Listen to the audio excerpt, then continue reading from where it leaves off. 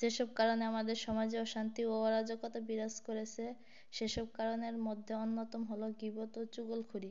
গীবত ও চুগলখড়ির কারণে আমাদের সমাজে অশান্তির অগ্নিশিখা ধাউ ধাউ করে জ্বলছে। গীবতের ভয়াবহতা। গীবত ও চুগলখড়ি থেকে বিরত থাকার জন্য ইসলামে কঠোরভাবে হুঁশিয়ারি উচ্চারণ করা হয়েছে। হে ঈমানদারগণ, তোমরা অনেক ধারণা করা থেকে বিরত থাকো, কারণ ধারণা কোনো ক্ষেত্রে পাপ হয়ে থাকে, এবং তোমরা একে অপরের গোপনীয় বিষয় সন্ধান করো না, আর তোমরা একে অপরের গীবত করো না। তোমাদের মধ্যে কি কেউ তার মৃত ভাইয়ের গোশত খেতে পছন্দ করবে? বস্তুত তোমরা তো তা ঘৃণাই করবে। এই আয়াতে গীবত করাকে মৃত ভাইয়ের গোশত ভক্ষণ করার সমতুল্য বলা হয়েছে। এতে এর জঘন্যতা ফুটে উঠেছে। গীবত করাকে জঘন্য পাপ ঘোষণা করে হযরত আবু সাঈদ রাদিয়াল্লাহু তাআলা আনহু ও হযরত জাবের রাদিয়াল্লাহু তাআলা আনহুর বর্ণিত হাদিসে রাসূল সাল্লাল্লাহু আলাইহি ওয়াসাল্লাম ইরশাদ করেন, গীবত ব্যভিচারের চেয়েও জঘন্য পাপ। সাহাবায়ে কিরাম প্রশ্ন করলেন, ইয়া রাসূলাল্লাহ, গীবত কিভাবে ব্যভিচার হতে জঘন্য? রাসূল সাল্লাল্লাহু আলাইহি ওয়াসাল্লাম বললেন, কোন ব্যক্তি যখন ব্যভিচার করে অনুতপ্ত হয়ে তওবা করে, তখন আল্লাহ তাআলা তার তওবা কবুল করেন, কিন্তু গীবতকারীকে আল্লাহ পাক ক্ষমা করেন না, যে পর্যন্ত যার গীবত করা হয়েছে সে ক্ষমা না করে। এ কারণে হযরত আনাস রাদিয়াল্লাহু তাআলা আনহু বর্ণিত হাদিসে রাসূল সাল্লাল্লাহু আলাইহি ওয়াসাল্লাম ইরশাদ করেন, ব্যভিচারকারীর তওবা আছে, কিন্তু গীবতকারীর তওবা নেই। গীবত এমন জঘন্য অপরাধ যে এই অপরাধের কারণে গীবতকারীর নেক আমল নষ্ট হয়ে যায়।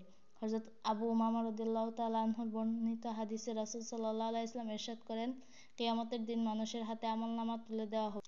তখন অনেক মানুষ বলবে, হে আমার রব, দুনিয়ার জীবনে আমি এই নেক আমল করেছিলাম, কিন্তু আমার আমলনামায় তা দেখছি না। আল্লাহ পাক জবাবে বলবেন, অমুক লোকের গীবত করার কারণে তা তোমার আমলনামা থেকে মুছে ফেলা হয়েছে। গীবতের ভয়াবহ পরিণাম সম্পর্কে রাসূল সাল্লাল্লাহু আলাইহি ওয়াসাল্লাম এক হাদিসে ইরশাদ করেন, তোমরা গীবত করা থেকে সর্বদা সাবধান থাকো, কারণ এতে তিনটি খারাপি রয়েছে। ১. গীবতকারী ব্যক্তির দোয়া কবুল হয় না। ২. গীবতকারীর নেক আমল গ্রহণযোগ্য হয় না। ৩. তাকে সীমাহীন পাপের বোঝা বহন করতে হয়। গীবত ও চুগলখড়ি এতই গর্হিত পাপ যে এরূপ পাপী ব্যক্তি মারা যাওয়ার পর দাফন করার পরই তার কবরের আযাব শুরু হয়ে যায়। হযরত আব্দুল্লাহ ইবনে আব্বাস রাদিয়াল্লাহু তাআলা আনহু হতে বর্ণিত এক হাদিসে আছে, একবার রাসূল সাল্লাল্লাহু আলাইহি ওয়াসাল্লাম দুটি নতুন কবরের পাশ দিয়ে যাচ্ছিলেন। এ সময় তিনি বললেন, এই কবরবাসী উভয়কেই শাস্তি দেওয়া হচ্ছে, কিন্তু ভারী কোনো গুনাহের কারণে নয়, যা থেকে বিরত থাকা তাদের জন্য কঠিন ছিল, অর্থাৎ অতি তুচ্ছ গুনাহ ছিল, যা থেকে বিরত থাকা তাদের জন্য সহজ ছিল, আর তা হচ্ছে এদের একজনের প্রস্রাব থেকে উত্তমভাবে পবিত্রতা অর্জন করত না, এবং অপরজন একজনের কথা আরেকজনের কাছে বলে বেড়াত, অর্থাৎ চুগলখড়ি করত। অতঃপর রাসূল সাল্লাল্লাহু আলাইহি ওয়াসাল্লাম একটি তাজা খেজুরের ডাল নিয়ে এটাকে দুভাগ করে তাদের প্রত্যেকের কবরে একটি করে গেড়ে দিলেন। সাহাবীগণ জিজ্ঞাসা করলেন, ইয়া রাসূলাল্লাহ, আপনি এমন করলেন কেন? রাসূল সাল্লাল্লাহু আলাইহি ওয়াসাল্লাম জবাবে বললেন, যে পর্যন্ত ডাল দুটি না শুকায় সে পর্যন্ত তাদের শাস্তি দেওয়া হবে না, এ আশা করছি। উক্ত হাদিস দ্বারা প্রমাণ হলো যে গীবত ও চুগলখড়ির কারণে কবরে কঠিন আযাব হবে। গীবত ও চুগলখড়ির ভয়াবহ পরিণাম সম্পর্কে রাসূল সাল্লাল্লাহু আলাইহি ওয়াসাল্লাম ইরশাদ করেন, যে চুগলখড়ি করে সে জান্নাতে প্রবেশ করবে না। গীবতের প্রকারভেদ। কিভাবে দুশ্চর্চা করলে গীবত হবে তার স্পষ্ট বর্ণনাও হাদিস শরীফে রয়েছে।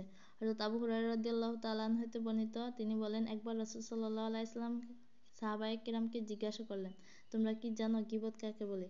সাহাবীগণ বললেন, আল্লাহ এবং তার রাসূল ভালো জানেন। রাসূল সাল্লাল্লাহু আলাইহি ওয়াসাল্লাম বললেন, গীবত হলো তোমার ভাই সম্পর্কে এমন আলোচনা করা যা সে অপছন্দ করে।